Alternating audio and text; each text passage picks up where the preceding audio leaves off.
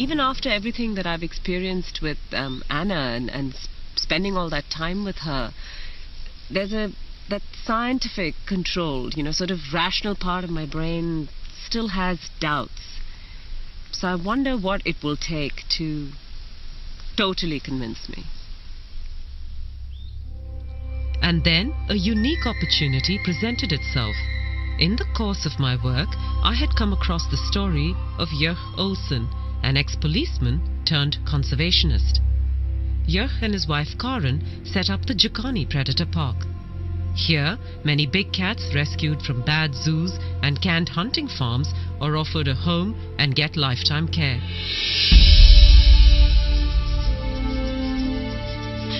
Jörg has a remarkable relationship with his cats, and he handles them in a way I have seldom seen before.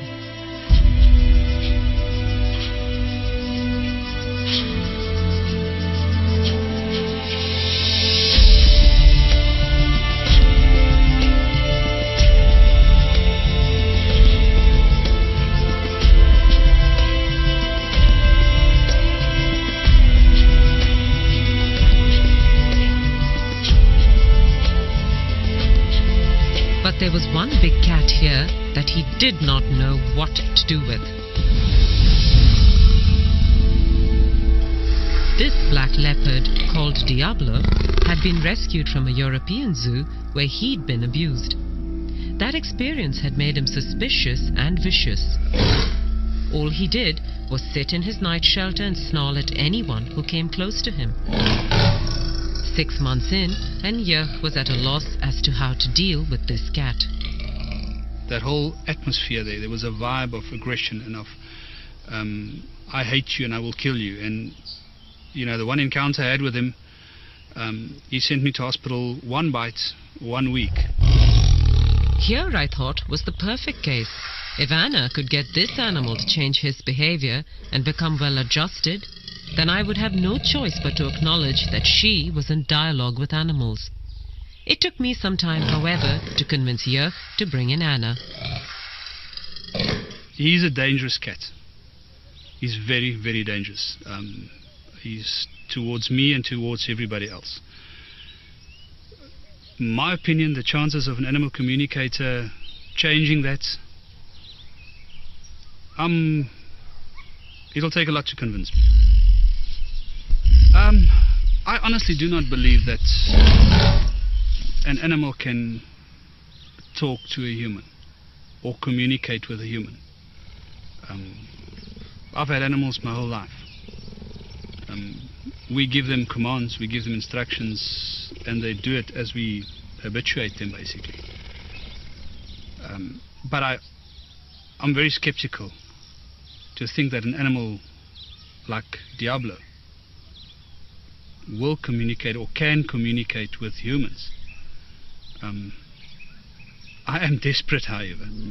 I do not want to lose him. I made sure that Anna had no information on Diabolo or his history before she came to speak to the black leopard. I was nervous to see what would happen, as this animal never let anyone near his night shelter without a lot of snarling and growling. But the minute he saw Anna, he calmed down and let her kneel right outside and look at him.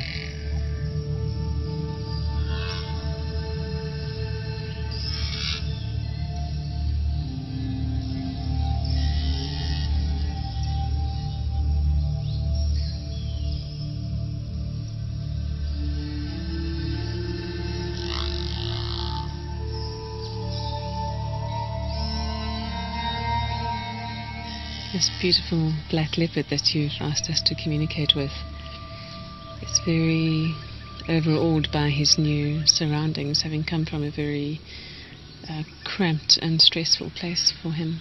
That this place has been provided for him, but he's been quite conditioned by a very unfortunate past. He doesn't want much to do with humans as a result.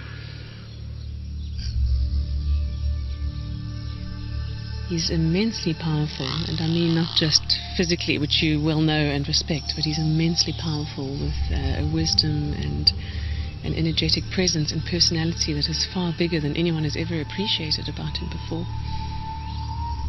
And he commands a certain amount of respect for that. Again, not in a needy way, but really just by virtue of who he is as a being. There's a very particular thing about his name, Diabolo. He wants that name changed because he doesn't like the associations with it, the blackness, the darkness, the diabolical.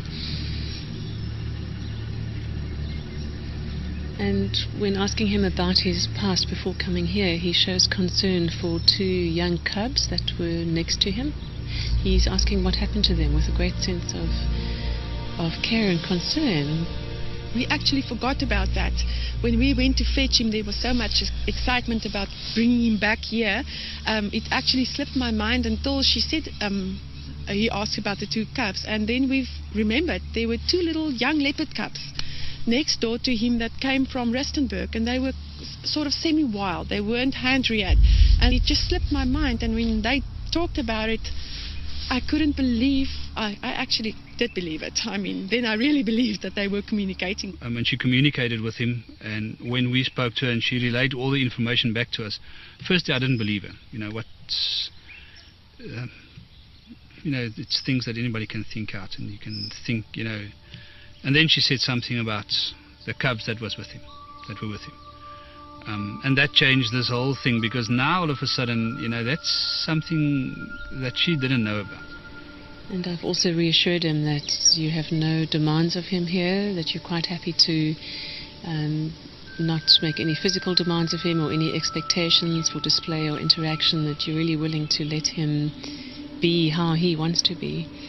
And that's given him an enormous sense of relief. Yeah. And having told him that is for the first time made him actually genuinely interested in now exploring a bit further. Now that he feels that he's not being asked to come out more, he's genuinely interested in being relaxed enough to have a natural curiosity come out and to actually expand his horizons a bit. And Yeh was just stunned when the black leopard walked out of his night shelter into the larger enclosure later in the afternoon. In the 6 months that the cat had been here, Yeh had never seen him out of the night shelter. He then decided to rename the leopard Spirit.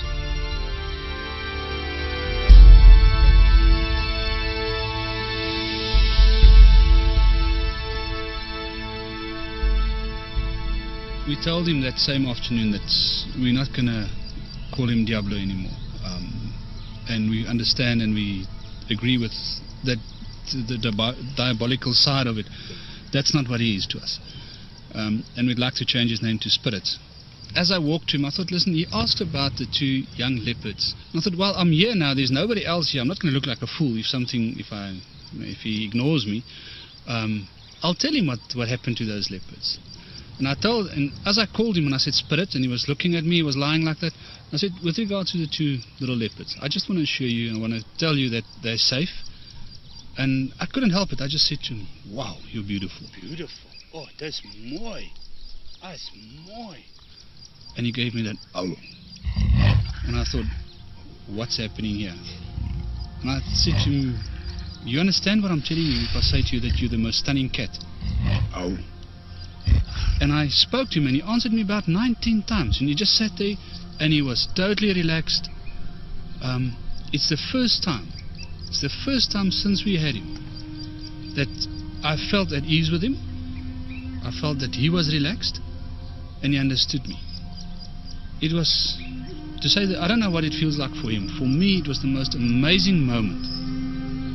Later that afternoon, Anna came back to check up on Spirit and to see how he was doing. I'm asking him now about how he experienced the communication from Jochen through the fence.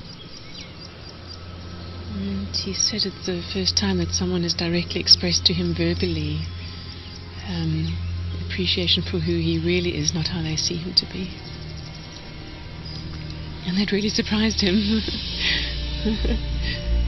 He shows me an image of literally stopping in his tracks by surprise at that sense of just this wall of appreciation coming towards him. He is so relieved that nothing's being demanded of him here. He's just so relieved. It's like this weight is lifted from his shoulders. And when he was grunting back, he said he was saying thank you for the thank yous. So for each thank you he was getting, he was saying thank you back.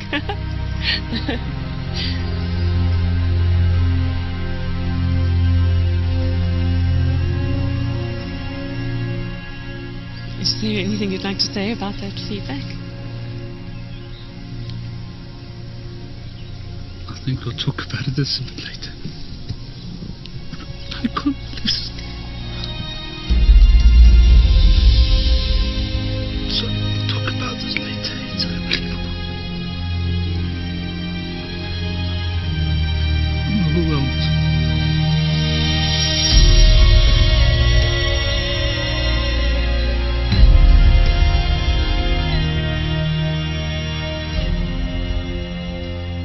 It's two different animals. It's two totally different personalities.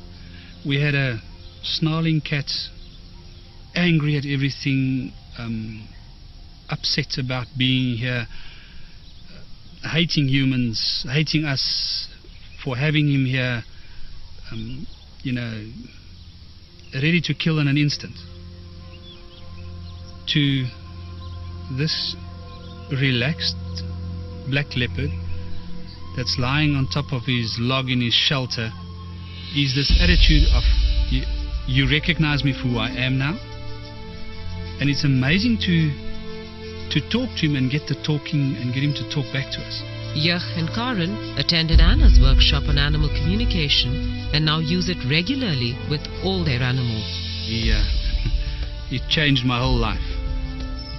And spirit and animal communication has taught me, when I work with my other lions, the reactions you get, the communication you get back, the feelings you get. Sometimes you get lions or Queenie, for instance, that's unhappy with something that happened. And I'm not sitting out there wondering what's wrong with her. She tells me, and I can correct it, and I can make her happy because she is I have to look after her. I've got to make her happy.